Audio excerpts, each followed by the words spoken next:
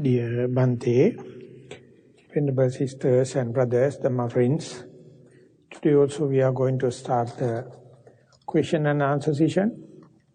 As usual, we'll start with written questions.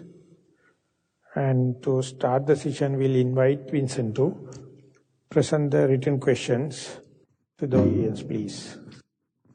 Avasarai, Bhante. First question. Bhante, thank you for your wonderful teachings. My question is, for the past 2 days during sitting meditation, I have been able to quiet my mind and experience a sensation of no pain, no pleasure. At this time, my breath is still my focus and I feel at peace. Do I continue to experience this or begin to focus on other areas such as smell, taste, hearing, etc.? Thank you. Let the meditation to take place, any kind of a improvement, you just daily start like a beginner's mind. You just focus the attention to your primary object, so to say, maybe the in-breath and out-breath. And when and where mindfulness in that particular session come up to a certain maturity, then you will be qualifying yourself to go to the feelings, and more than earlier, you may find easy access to this 3 kinds of feeling, basically to the neither pain nor pleasure kind of feeling, and dwell as much as possible, because it needs so much of seasoning.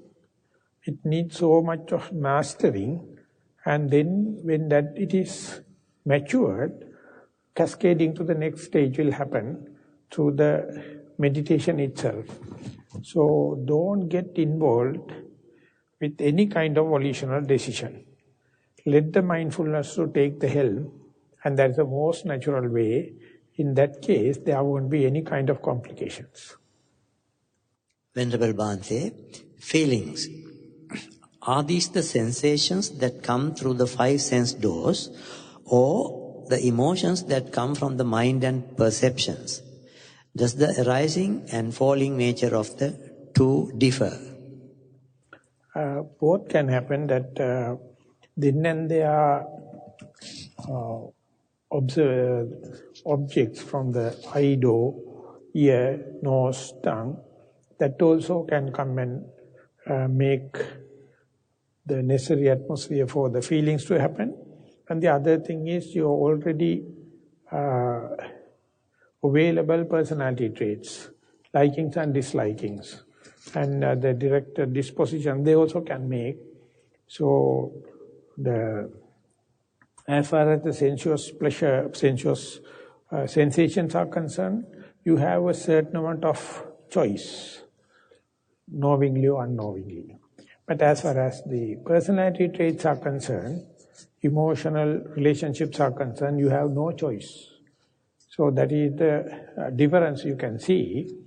And so therefore both can be sources or raw material or proximate cause for the feelings to arise.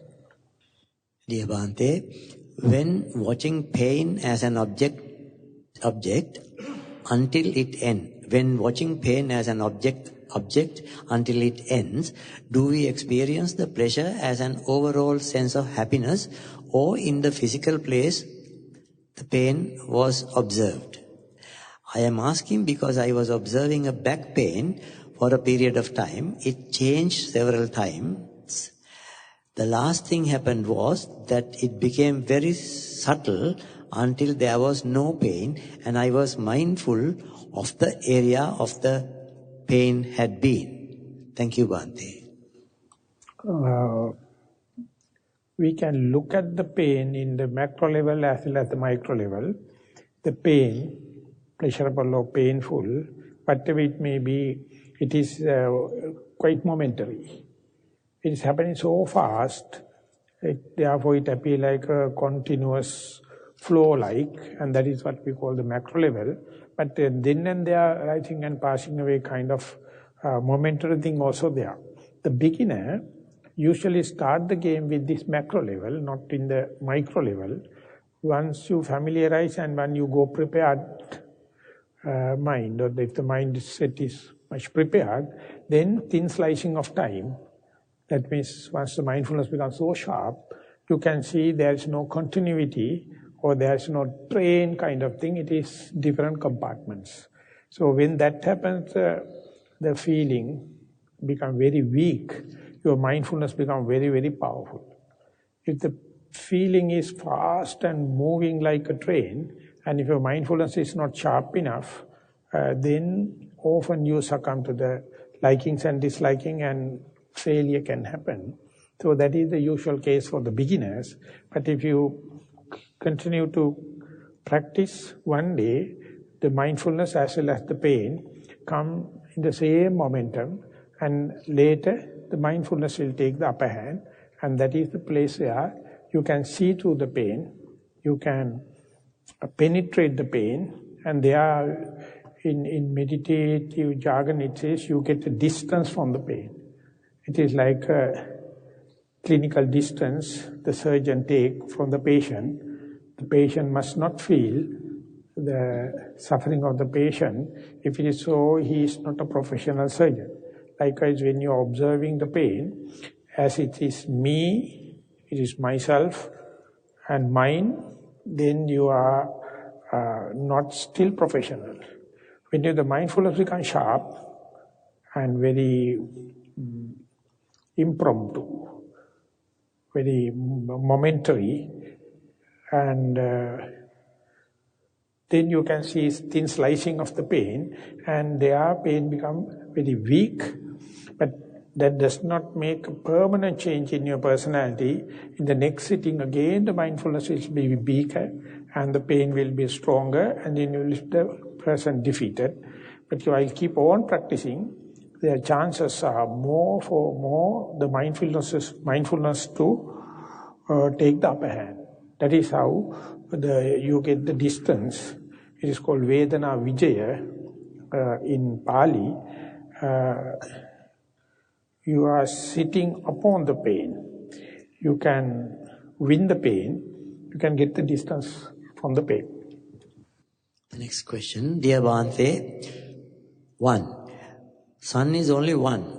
We observe its rising and reflections from top to the bottom and its streams. Reflection is everywhere, correct? And can be at the same time, right? And we need to understand every step, cause and effect. Is this the point we should observe? Reflection is like a mirage. Thank you.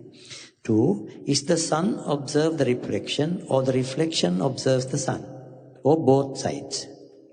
This is a kind of chintamaya or deductive kind of thinking. And when and where the mindfulness is to take the upper hand, you have very little chances for this kind of a thinking and deductive and rationalization. You observe it. Once observe, it is somewhat different. The direct touch and the direct observation, under the nose experiences versus this theoretical understanding, happening in the two ways. So this part is basically a reflection. In meditation, you must, not that you are trying to do away with reflection, it is not possible, but try to observe basic thing like in-breath and out-breath in a mindful way, see it, and then with that first-hand experience later, you can go into this inferential knowledge and the deductive knowledge, and in the interviews and in the discussions we are much promoting, much encouraging the direct understanding rather than this kind of a deductive way. So therefore, first thing first, you have to be mindful first, and then only go into this kind of a deductive or rational way of understanding things. Next question, Bhante, thank you for your generosity. Can you say how we can overcome fear? Thank you. Fear. The fear is the collective term the Buddha used for defilements. As far as you have defilements, you have fear. It is the Arahant or the fully enlightened being is called as Thavara, and the unenlightened being called as Drasta. Tasava, Tavarava, Anavasesa. We are always having kind of a fear, uncertainty, and that is because of the defilements. More and more you continue with this present moment awareness, be here and now, you find maybe your personality, your circumstances, or whatever may be generating fear, but as far as you are in the present moment, the fear cannot penetrate into the present moment. The moment you appreciate, the moment you be here and appreciate the present moment, fear cannot be. So therefore you have the tool.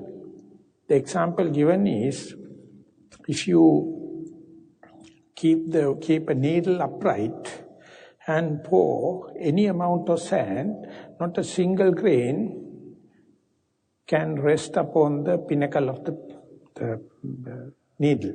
So everything falls down. As far as your mindfulness is upright, all the defilements you can penetrate through. Moment the needle fallen flat, then sand can cover it. So likewise, each and every moment, there may be background or root cause for the fear. That is a clear understanding, it's a clear verification, you are not mindful. Whenever you are mindful, then and there you can understand the fear cannot come. So therefore your whole effort must be to not to directly go into the 100% mindfulness. Just see how many thought moments more compared to the yesterday, today I am mindful. That is a relative. Little by little when it is happening, proportionately, the fear, the uncertainty will disappear. So therefore you have to trust upon, you have to based upon your own experience on the mindfulness and try to maximize using your common sense. As and when the mindfulness increases, the fear will be dwindling off, reducing accordingly. The next question, Venerable Bhante, thank you for taking our questions. When I sit down to meditate, I hear the sound of the birds chirping outside and a pleasant feeling arises. But then I feel my back hurting and a painful feeling arises. It happens very quickly. My question is it possible to feel both pleasure and painful feelings at the same time? Or are they actually occurring one after the other? One after the other in rapid succession. In other words, are pleasurable and painful feelings mutually exclusive? Thank you. So at a given time, the pain coming from the body and the sound comes from the ear. Not only that, the visual objects, shapes and the colors also can come from the eye. The smells can come through the nose. And if you are eating or something like that, taste also can happen. All the doors are open. All the signals are working. Which one you select is the one decides what you experience it. So who is selecting? So all the six senses are working. Which one you select? For example, when you have a television, a lot of channels are there. So you have to select one channel. That means you are rejecting the rest of the channels. So likewise, out of the six sense doors, all the time, the external stimuli bombarding into that. But mind cannot accommodate everything. So therefore, the sankhara, or our volitional activity, jump forward and open the door only for one thing at a time. And that particular object, is it for your well-being or not? It's a completely open question. So therefore you have to understand how vulnerable we are. More and more objects are there, but which one you select naturally is a completely a coincidence. And out of that that this talk about the sounds and the pain, the two can happen one after the other or side by side. That's also possible. Theoretically speaking, one donkey at a time. One thing at a time, it is happening in such a fast manner, so the superficial understanding can appear like two things or three things happening together like, but in theoretical maximum understanding, one thing at a time, that's happening in a so fast, quick manner. So therefore, one thing is the selection. The second thing is only one thing the mind can entertain. So therefore, as far as you have ignorance, avidya paccaya sankhara, the selection is taking place. That is called choice. So, whenever we are not mindful, we are very choosy. We select one, but no one is assuring the very thing you selected for is the best for your well-being. It is different issue. And who is taking the upper hand? And after sankhara paccaya vijnana, according to what you selected, the particular consciousness arises. And that consciousness is continuing. So before objects come and come to the consciousness, this selection process is happening.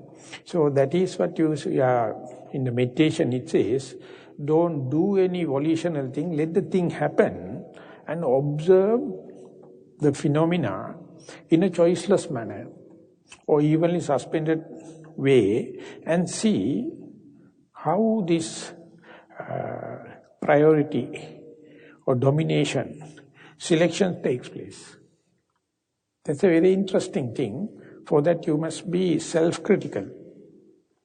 You must not think that I am the best person to select for the best of my well-being, but that is not the agenda of the particular the volitional activity. I mean, it is your personality trait or liking and disliking, just observe it. So, at the beginning, for the beginners, it says, reduce the object to one particular thing, and then apply again and again, develop kind of a mindfulness, and later you can find the background, there are a lot of other things are there. And with respect to your pivotal point, with respect to your reference point, with respect to your primary object, later you can see the tapestry, the large picture, because of your mindfulness. And there are some times, in time to come, you may gain kind of a controlling power, kind of a selection power, so that you can think about your well-being, your health, mental and physical, and till that you have to observe it. In this, as explained in the letter, things are happening, you are just observing without judgment, without a reaction, just to see what is happening behind the screen. And then you will see the non-governability. You see how fast, how many variables are there, how fast they get interconnected to each other, and how difficult for someone to just observe without arriving at a decision, without judgmental. So that is the kind of outlook the mindfulness is assuring. It's a question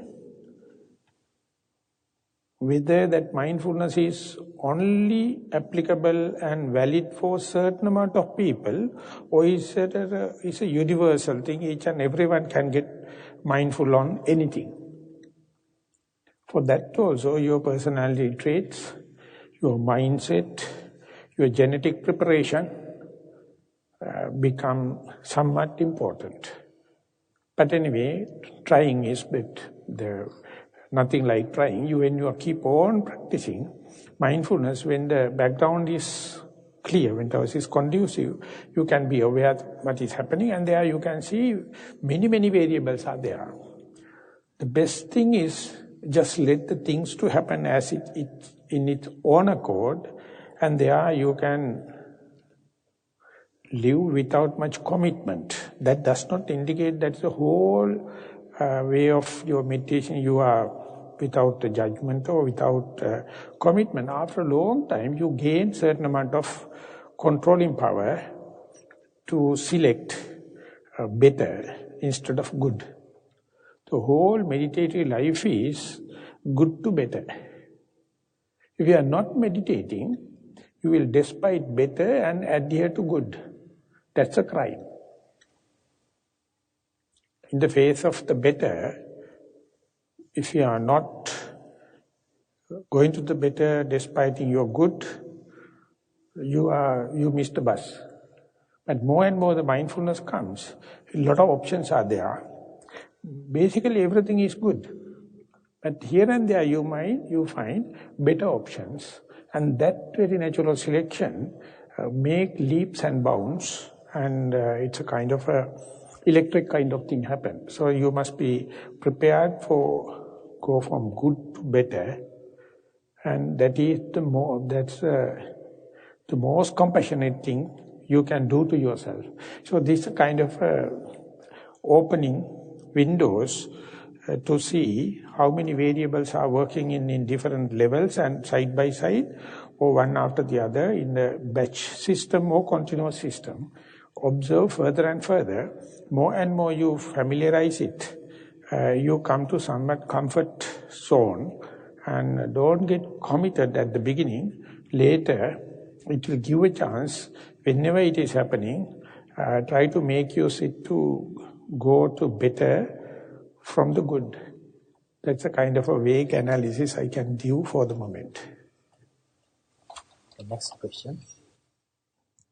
next question. Venerable Bhante, I'd rather have a beautiful or blissful magical experience with meditations, although it might be a short time. But I have to tell you my experience as it was for the last 48 hours. Many times I heard about the bag full of beans and rice, and I thought it makes a perfect sense. I can see what the Buddha was talking about.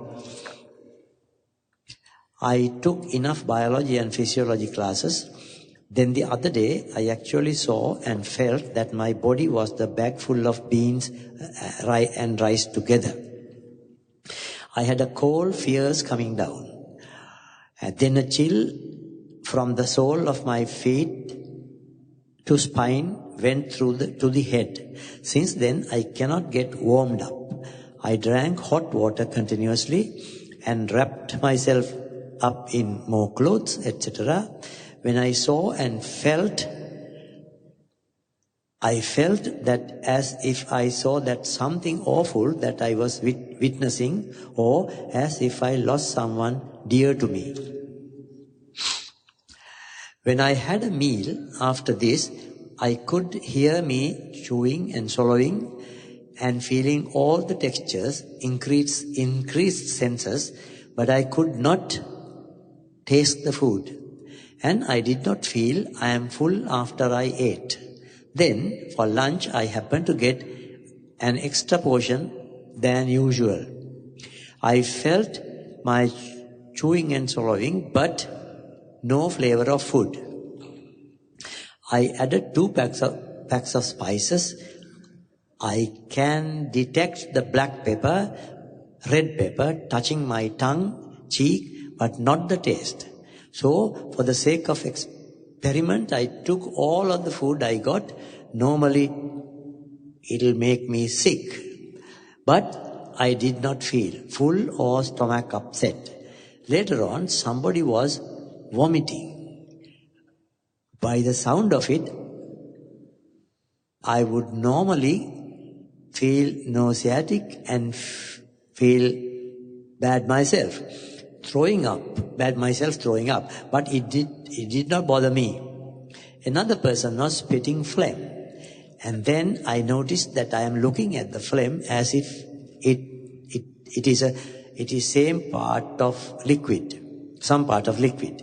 I think I lost and disconnected by feeling and senses or something. I feel very cold still. and dizzy. I don't feel my body here. I ate, but I did not feel full, still. Not hungry. Thank you, Bhante. Well, that is why at the level, you get the kind of a distance from yourself. You look at yourself as if another third person, and you can observe it. So some people go mad. It's very fearful. And for some people, you are just like sitting in front of a mirror. You can see. Or you can see your own clip, film, and again you are looking at yourself. Action, replay, slow motion. In the cricket, they show action, replay, slow motion, and then you can see whether the catch is going to give out or not. So like you can reflect back yourself. This is the kind of byproducts of mindfulness. So then onward, you are looking at a teledrama. You are the main actor.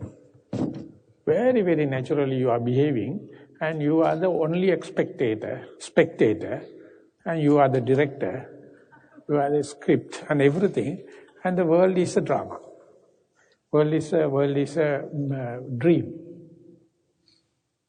And again you come back to normal sense, and again you can go there. So that coming and going is the one going to give the evolution and certain perspective to our life. So if it is happening all of a sudden, abruptly, that may appear like schizophrenia. You can see another person within yourself, changing from one to the other. So it is going the one polar to the other polar end, and this is happening again and again. And sometimes in meditation, I felt myself as a female. So I was checking that what is happening. And again I felt a male, again masculinity, again femininity. And sometimes like a very young person, or like a very old person, so likewise some kind of a misorientation. And again it come back. And which one is correct? That's the problem. When you come back home, that you do this normal, you are ignorant and foolish thing, you feel like normal. And whenever something new happens, you feel like out of the space, out of the place, and distracted like. So very difficult it becomes, whether you are in a dream or in the reality. It is happening when the rupa become rupa sanya. That in the common jargon it says, whenever you apply your mind to one particular physical phenomena, and if you are successful, you can be face to face with the object due to the skillfulness of the mindfulness. And then after a while, when you're observing that the particular object started to fade off, gross becomes subtle, subtle becomes subtlest, and that is ultimately the object becomes just a perception or concept than reality. And again it comes to the reality, again concept. So when this happens, it's like a half dream. So this bottleneck you have to go through. So it has to happen number of times, 1001 times, then only it is like shifting from the left brain to the right brain to the left brain, the system approach and a reductionist approach. So these things has to happen.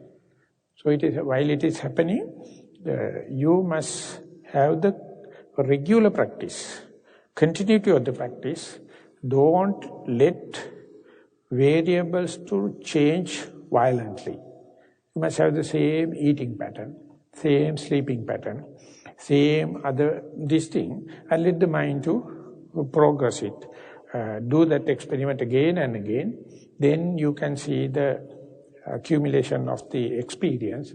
But in our day-to-day life, we find difficulty to facilitate that kind of a situation.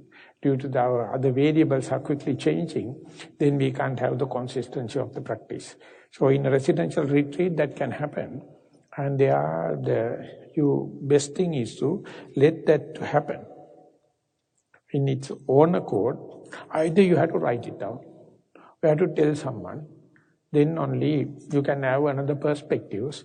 So, when you are reading in the Tripitaka or when you are reading the commentaries, you can see how many incidents, whatever maybe appear prominent, they have written and kept it as a history. So while you are going through, you can see what are our predecessors, early practitioners underwent. So it's a very interesting if you have theoretical understanding for that. Dear Bhante, could we meet you individually at least once? Thank you so much, Bhante. In Sri Lanka, we are now accommodating 100 yogis for retreat, back-to-back retreat. So earlier I used to have 30 yogis and then each one get 5 minutes, once in 3 days' time. Now it is completely out. I can't give the individual times. So therefore, I would say, instead of having a single car, try to ride the common train. Because it is easier and it is good for the environment. So in Sri Lanka, we have Ceylon CTB, Ceylon Transport Board buses. And that is very common. Hardly we find individual cars. So we are running by CTB buses. So here also the same. So sorry to say, it is impossible, it is not practical. Thank you, Bhante, for your wondrous, down-to-earth teachings. Thank you, Chuang Yeng Monastery, for hosting this retreat and for graciously accommodating all of us yogis and meditators. Sadhu, sadhu, sadhu. Today will be my last day and I wanted to report my experience. After years of practice, I now have found clear insight into the nature of who I am and the noble quest that lies ahead for me. At your guidance, I decided to really look at the inner chatter and see the agenda. This gave me the insight of here and now I am, but also who I am. There were also moments of light, sound and touch perceptions and some brief moments of no pain, no pleasure. Stillness. I will take these sparks to fuel the fire to continue my exploration of the beautiful, if not often defiled mind at my disposal. I do hope to sit and listen to your teachings again 1 year's time and another retreat with Chuang Yen Monastery. Sadhu, sadhu, sadhu. Thank you for giving us the tools to go prepared on our journey. Sadhu, sadhu, sadhu. Bhante, next question is a diagram. I cannot read the diagram. I will try anyway. I will read it and pass it to you to read, see and watch, read it yourself. Beginning, middle, ending, gap. Beginning, middle, end. Is this the grey area indicating the gap? Storytelling, etc. Is it of dual value, possibilities? Grey area, waste or penetration? The kind of a graphic way of presenting, the gap will become a subject matter only for the very keen, sharp, advanced yogis. Otherwise, the ending and the beginning also come under the gap or grey area. We only see the middle. We only see the tip of the iceberg. So, knowing that when you increase the sensitivity or when you increase the consistency with the primary object, then both the tail end and the head is increasing, and that means you are slowly shedding light into this grey area, and ultimately the gap becomes just a thought moment. And you are exploring into that, then only you can say, I have seen the object right from the beginning to the middle to the end, and for that, the accumulation or cumulative effect of your meditation is the matter. To see the tip of the iceberg, occasional or momentary mindfulness is okay. That is called bare attention. But the bare attention thriving, pervading, to the beginning and the end, it is slowly, the gray area become under the light, and you can see how quickly the end of the out-breath and beginning of the in-breath, like the gap you can see. So therefore, this is very difficult to put it in a single diagram. It is person to person, and with respect to the sharpness of your mindfulness, it differs. What you can do is you can draw a bell-shaped curve, and you can cut the tip, telling above the line is what you call the conscious mind, and below is subconscious mind. And tip of the iceberg you can see. And imagine when you are mindful, your line is slowly coming down, the exposed area is increasing. Ultimately the mindful line touching the datum line, you are enlightened. You totally know what is happening. Till that you can see how much you miss. Even you say, I have the first-hand experience, I have seen it, I have heard it, I have touched it, and all kind of thing. Your arrogance may come. But you can say, due to the mindfulness, the earlier unperceivable part today can be somewhat perceivable.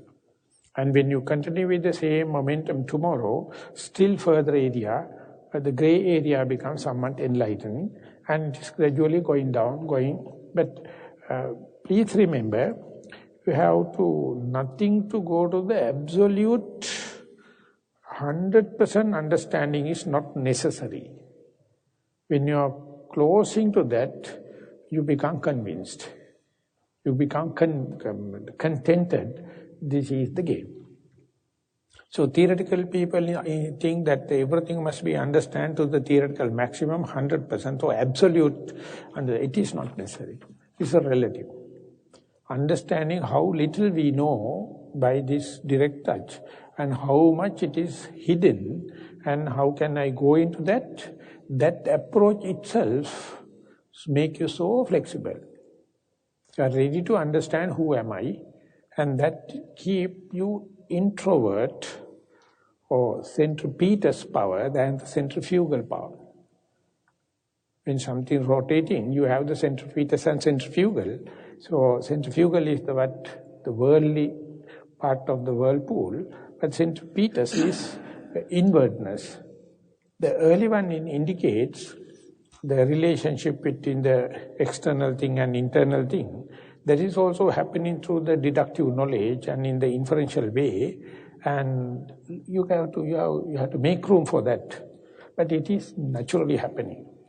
Keep deep going into this dark area, and when it is going there, it's worth calling exploration, worth calling noble quest. And for that, everyone got the equal amount of potential and the facilities. Humanness, being human is a fully equipped laboratory. Each and everyone is having. Only thing is we have to have the correct approach, start somewhere, and then slowly go deep into that. And you may draw 1001 diagrams like that, as and when you go forward. So accumulate them, keep it for your personal history. And when I come back from Burma, I had 3 bags full of books. I have written reports for the interviews. Each and every one is very personal, and I value them so much, so I can understand the magnanimity or the hugeness of my ignorance. How much we do not know. And understanding that is a very, very like a teledrama. So have this paper, and tomorrow also we may try, day after also you may try. As and when the mind progress, it has a number of ways you can communicate it with. Next question, Venerable Bhante. Lately I noticed that during the sitting meditation I am getting more saliva, that I have to swallow it. I read that lips closed, teeth apart, tongue on upper palate, behind the teeth. But it's not working. Sometimes it happens more than other times. What should I do? Thank you, Bhante. Just ask the body knowledge, when you have saliva, what to do. That is called the body knowledge. Don't mix it up with this restraint or kind of a golden formula for that. It depends. So body knowledge would do, and to make it more dramatic, make it more juicy, sappy, you can do this kind of experiment. Now, at the time you start to feel, I am with mouthful of saliva. That's the time you come home. You are back at home now. And then it appears like a hindrance, it appears like a task, it appears like a commitment. So that's a natural, rational way it is looking at. But anyway, now you have to do something, ask the body, consult the body knowledge, and you say, what are you talking about? You swallow it, swallow the saliva. Okay, definitely then rational mind says, oh, that's the end of my mind's concentration, that's the end of my mindfulness, that is the end of everything. So it's a hindrance like. Of course, you would have already experienced it. Please swallow it and see how quickly you can come back to the same concentration. How quickly you can come back to the same mindfulness, that is called resilience. The resilience is the yardstick for someone to understand how much the mind is advanced. This the resilience indicates how quickly you can shift and how quickly you can adjust into the present setup. And enormous, it is unbelievable, no limits as such. So much you can come back, and when and where you come back to the mindfulness, see whether your mind is now disturbed or your stream of consciousness disturbed, or it is as if you have not swallowed the saliva. And amazed to see, you will get amazed to see, the mindset is not disturbed. Even the rational mind is considered as a threat. The more and more you go there, you learn the art of keeping the mindfulness in the posture junctions, from sitting to stand up, stretching arms to the closing arms, salivation and swallowing. And all these are tiny little postures. So how is the passing the baton through the posture junction in relay race? So that is the way you start the first lesson for multitasking. Enormous. You won't believe the capacity. You have to start somewhere and do it, ultimately diversify so much, and whatever the way of life you have, still you can have the continuity of mindfulness if you have that kind of a radical approach, kind of a unconventional kind of approach. So I define this as mindfulness inclined to vipassana. The mindfulness inclined to samatha is always expecting a set pattern, set frame. Whenever it is challenged, consider it as a threat, consider it as an uncertainty. So therefore, the liking and dislikings are much strong over there. But in the vipassana, you try to adopt into the circumstances. In the Zen, it says, when you pour water into a vessel, the water takes the shape of the vessel. It is not asking, I need this shape or that shape. So meditated mind, experienced mind is like water. It takes the shape of the vessel. And once it is taken, you see it is in the lowest point and the upper layer is completely flat, reflecting. So likewise, even after setting, after swallowing of the saliva, the day you understand mind is the mind. It's nothing changed. It's a phobia. It's a kind of anticipation. It's a kind of uncertainty. But the day you go through it, you will not. That day you can say that the the torturing nature, no more torturing, no more inflicting you, because you know how to go through it, how to see through it, and then it will become hilarious and adventurous rather than a threat. We have come to the last written question for the day. Dear Bhante, thanks very much for your generosity. I have a question which many of our fellow meditators would like to ask. Many of us have sleeping problems such as snoring, hard to fall into sleep. Could you advise how to apply mindfulness to improve sleep quality, please? Thanks. This is not sleeping, it's snoring. Other people are snoring. So if you are living alone, no problem. You can snore. So my mother was a very fat person. She never meditated. So whenever I used to go to Venerable Dhammika and have a very successful talk, I have no other to listen, so I go to the mother and talking. Please be mindful, please note it, please. She says that you generation can do, why can't? I am not. So due to my pressure, one day, she started to sit. Immediately she sit. She start like a sawmill. So later she told that, I don't never mind. You are the only person sitting, snoring, no problem. And she was sarcastically, she says, sometimes I can listen to my own snoring. Then I don't note it. She can't understand what does it mean by labeling, what does it mean by noting, and I told never mind, because I must have something to listen to me, so I am telling her again and again. And then one day she told that she went there. I told go prepared, because it is happening due to the kind of wrong tilting of your neck. And go prepared, don't try to adjust it, and see. And she says that she can see how the slimy mind, how the congealing of the mind and the body, and she now knows she is going to go into the drift. And then the snoring can happen.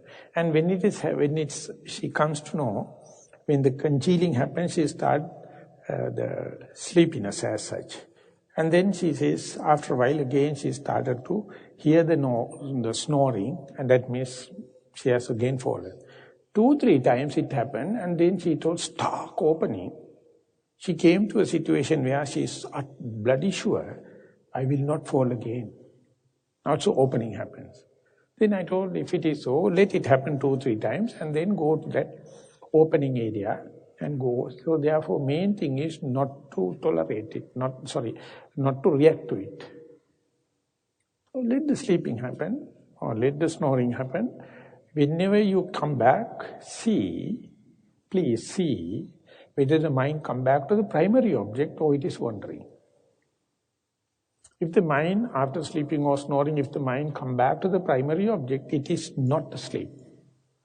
It's a kind of escapism of the mind. It's a kind of hiding of the mind. So once you detect it, after the snoring or after the sleeping, if the mind is coming back to the primary object or not, going to give you whether it is something healthy or unhealthy. This is rather related to the sleeping rather than snoring.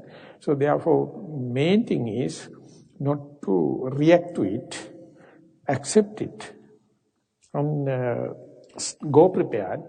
And when and where you come back to the normal, when you come back to the mindfulness, please check whether how quickly you can come back to the primary object, how quickly you can come back to the sitting posture. And if it is not bewildered, if it is not much difficult, if you can bring the attention to the primary object or your early benchmark or your sitting, believe me, it is not asleep.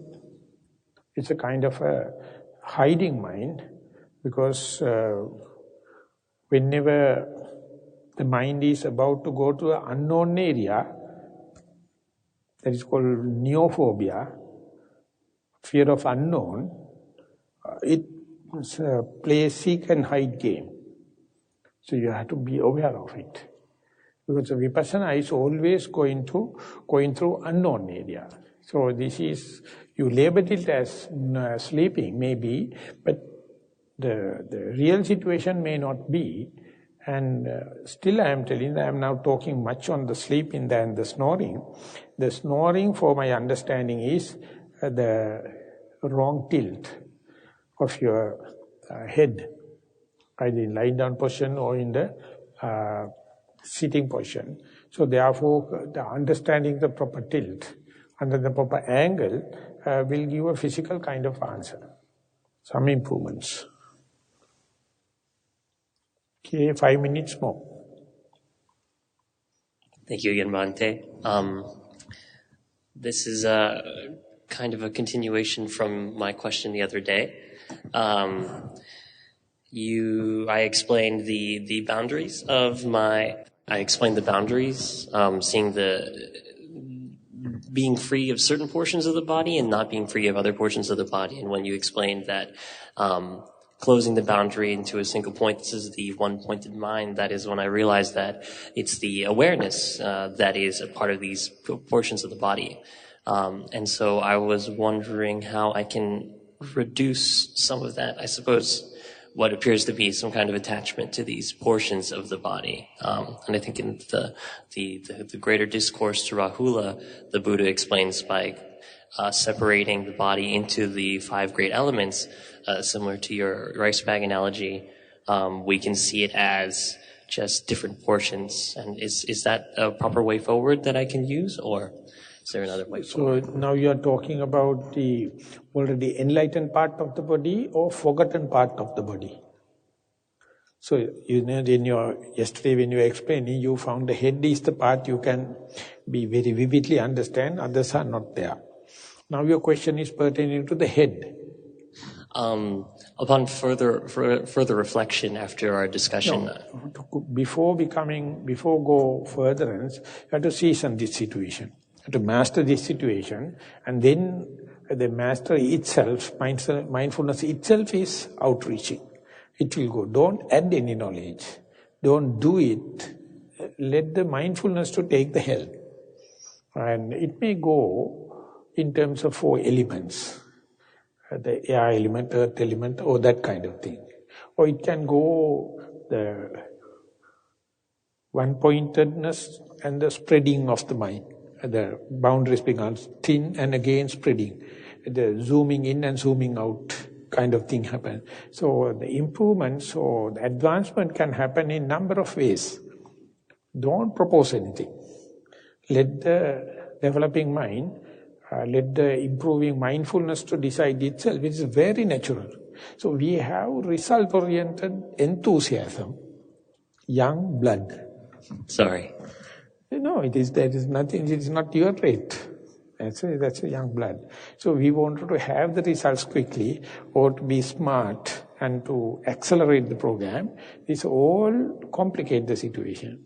You have to understand now you are better than earlier, some or the other on the track of the mindfulness. It's going there. So whenever the mindfulness come up to a certain level, it is like a cascading water from the upper to the down. It's slowly going. It's quite natural. So, good thing. Don't give any hint. Don't give any directives. Let the mind to trust upon the mind. Trust upon the mindfulness, and then it will lead you. Okay. Thank you, Bhante. Thank you, Bhante. I must confess, I'm one of the guilty parties that do the chanting and singing in the middle of the night, keeping everybody awake with the snoring. So, forgive me, everyone. But the concern with this snoring is not, yes, for us, the people who snore. You know, if you have sleep apnea or other conditions, these things happen. But the most important thing right now is for us, if you can give us some guidance as to how the non-snorers could survive our symphonies. in the middle of the night so that they can have a restful sleep. So Thank that you. is how to not to get carcinogenic as you are a non-smoker in the smoking area. So, Pandita Sayadaw, when we were practicing, we were sitting here in a very small place, and few yards away, a 4-story building is coming, hammering, hammering, hammering, hammering, and so much of noise. Sometimes 300 people come and work, and so sometimes Sayadaw is talking, we can't listen. So one yogi came from far distance, he told Bhante, we all the way came for the silence, but what happened now is so much of noise of the building constructions. So therefore, what can we do? Then Sayadaw told, when I was practicing in the main center in the Maha, it's also about 18 acres like area, so much of building. So this was the case. On top of that, we 3 people has to sleep together. My partner was a snoring one. So daytime, the hammering sound, nighttime, snoring sound. So this is how it happened. So therefore, the Sayadaw says, I am not snoring, but I know the sounds. It is disturbing. So it's very difficult to impose something or tell something. Only we have to understand that our senses select most disturbing thing. We have sounds, we have visual objects, we have the smell, we have the taste, we have the touch, and we have this thing. Mind naturally select, but it's most provoking thing. And second part, due to this, when it happens, second, immediately attribute to something outside. You are the one select the most distracting thing and attribute to something, and then you think there should have an answer. So then you get so involved, and that's how it happens. But anyway, we can't tell such a person or impose something. So your mindset must be acceptance or openness. That is the background for the inside knowledge to know, grow, and the mindfulness to grow. So therefore, we can't find a place where completely dead silence. And we have, some or the other, we have to have a certain amount. And if there is a dead silence, that also make a fear. If there are no other familiar sounds, that's also fearful. So you have to continue with that. And suppose I can give a brilliant and everlasting answer, you have no rights to make it an excuse to continue to snore. So because we had the boss, that means a carpenter, he says he can practice under any kind of, any level, any state of noisy situation, so he sit and meditate. But he makes sounds when the people are meditating. He says others also must have the same quality.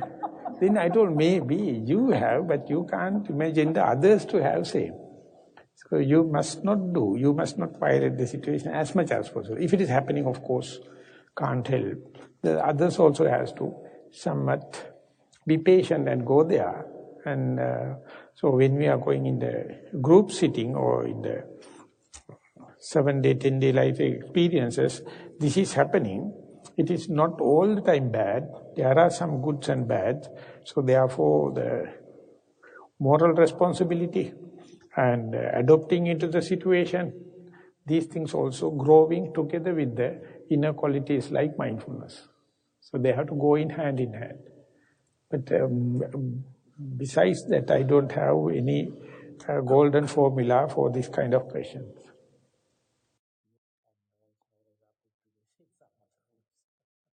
So Vincent is coming out and telling that you can use, the non-snorers can use earplugs. In my case, of course, it is not a problem for me. I found that the earplugs give a more nuisance than snoring. So in my case, so snoring is more natural. I can be with it. Okay, now it's passing time. Now we are already 5 minutes over the time. So we are going to use about 55 minutes for walking meditation, and we'll meet here at 4 o'clock. And with that announcement, we are going to wind up the question and answer session. Thank you very much for listening, participating. Sadhu, sadhu, sadhu.